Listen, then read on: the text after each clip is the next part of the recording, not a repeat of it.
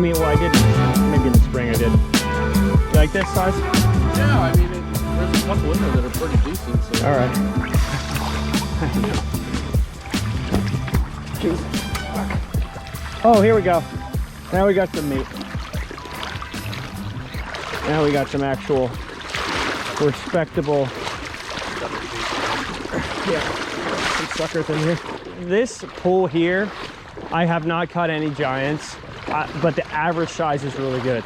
The average size is like a keeper, you know, 18, yeah. Or 15 to 18. But the biggest one I've caught this year is 4 pounds. Yeah, the water's definitely up. It's just not muddy, which is kind of nice. Yeah, that's nice. So there is a little bit of current, not much. So I'm out here at this creek mouth.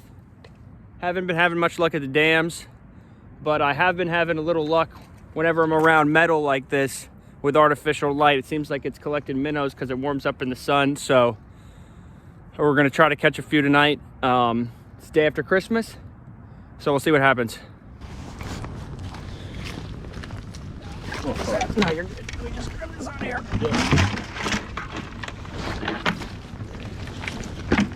Probably get this split shot bait out. I found these shiners are good if you're gonna bottom fish because they always try to swim up. Yeah. The creek chubs are better under a bobber because they're always trying to swim down. I can kick myself in the ass because I have a ton of those Northland. There's some shit going on over there. Second time I just looked. Wipers. Are there any wipers in here? I don't think they don't stock them in this pool. They stock them in the pool above. It could be. Also, I think it just could just be walleye. All right, I'm gonna start by throwing this emerald shiner out on just a split shot. Don't really have any expectations for that, but I have it, so it's going.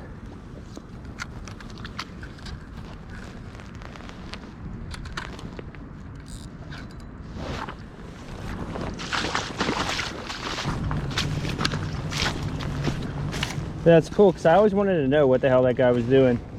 I was like, damn, I mean, they weren't 29, 30, they were like 30 plus. They were huge. All right, starting off with the tried and true 4-inch swim bait. Been seeing some action over here. In the summertime, there's weeds in here, but they're dead now, so.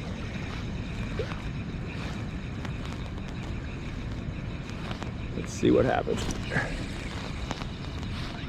Normally there's a barge parked right here. You can imagine, like right here in this little cubby. But either way, the minnows will get pushed up, will collect. I think the minnows like the light or something because they'll sit right there and then the walleyes will use their light to eat them. And you'll see like the bait ball just quivering at the top and just getting picked off. There are a bit of snags, but I want to catch them.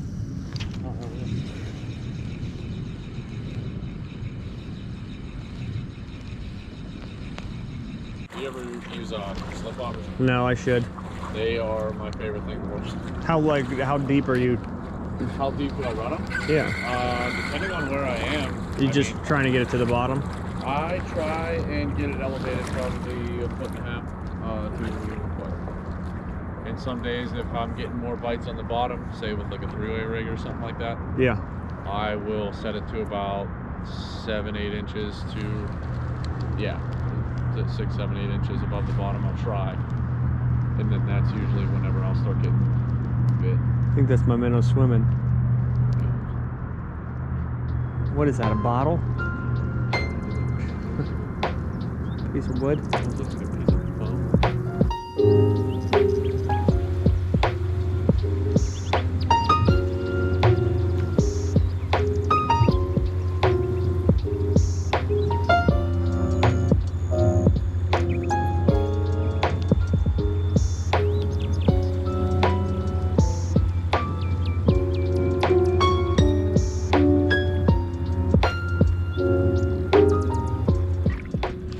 Fish. Decent.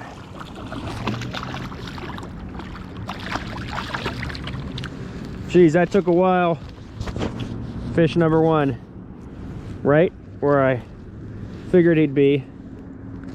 Right in that cubby by that barge platform with the artificial light. Taylor, who's with me, subscriber, just got his first bite as well just before this. So hopefully they've just moved in.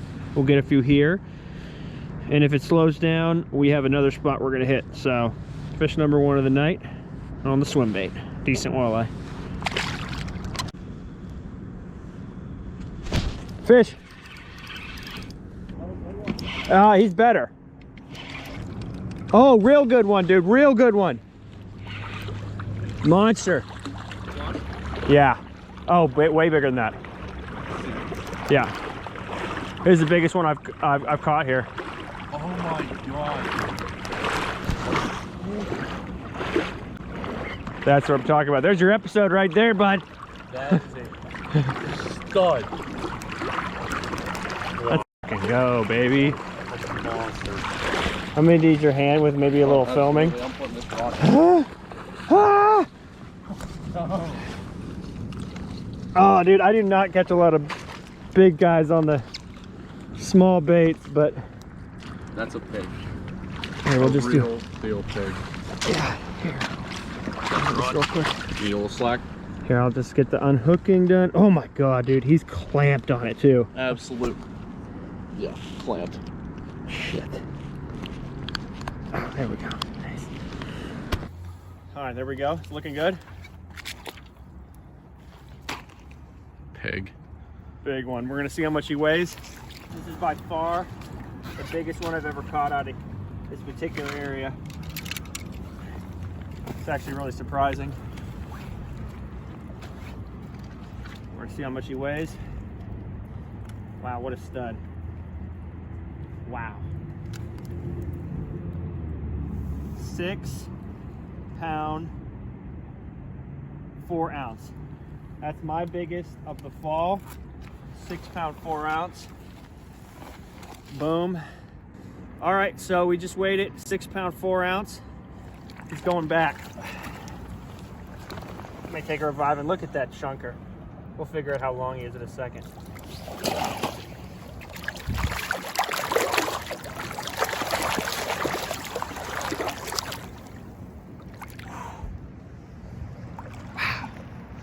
Let's go. It's not a walleye. It's a fucking crappie, dude. No way. It's a big ass crappie. It's a stud. That's a stud. Look at this guy. Oh my god. That's a nice fish. The freaking. How about the Mon, dude?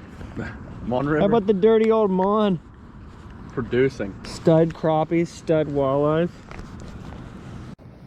So we got a 1 pound crappie here. Right after that 6 pound, 4 ounce walleye, 1 pound crappie, feeding in the same area. That's a nice fish. Yeah. Like I said, so this will be like the average here. And normally the big ones like we had are not there, but there'll be a bunch like this. That's a fat fish, man. You can tell they're eating the shit out of those shiners. Yeah. I mean, if they're not going to be fat now, in late December, when are they going to be fat? It's like, are you even going to make it, bud? But there's number 4. See you later. Hey, thanks for watching. So, only caught those 4 fish. Caught them all on the trusty 4-inch Bass Assassin Sea Shad Assassin. When I'm throwing that, I generally have it on a 1/4 ounce jig head. Just like this one here. These are saltwater jig heads. They have a very stout hook.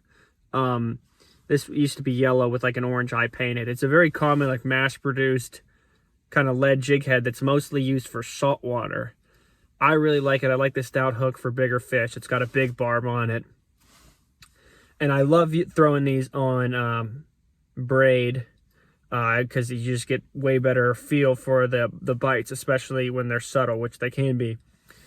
Especially if you're in current too, and you have to differentiate between a current, snag, bite, etc. So I had it on 15 pound braid. In the beginning, I'll have like a leader on for when we first get there, but 15 pound leader fluorocarbon. But you know, once I break off, you know, you're going to lose jig heads fishing like this. I don't bother putting another leader on because they can't see anyway. It's dark. But I did have a 15-pound leader. Anyway, the fish were right around metal structures. So I've been catching a lot of fish around metal during the past couple weeks here in late December, like parked barges and platforms and stuff like that, because I think it's absorbing. I've heard a couple things, but basically you can see there's bait all around these kind of metal objects by some slack water. And I've heard that, you know, one explanation is, you know, it's absorbing light from the sun all day, so it gets a little, you know, warmer around, especially on a sunny day. These metal structures get a little bit warmer water around them that collects the shiners. Another thing I've heard is there's some kind of like algae that grows on that and that they eat. I don't know, but for whatever reason, there's bait around these, you know, beached barges and barge platforms and stuff like that. And, you know, between, you know, a half hour to an hour and a half after sundown, fish are going there, the walleye are going there, and they're eating them. It's especially good if there's artificial light, like street lamps or something. Then the walleye can go in there to slackwater areas that have bait, and they can eat. They can get really low effort calories. They can, you know, they can just pick off these things all night long if they want to. And so, you know, low effort food is probably all what winter's about. So I think that's why the area was good. You know, it wasn't a lot of numbers, but I caught my biggest fish of the fall just on this wee little bait. So anyway, thanks for watching, and see you in the next one.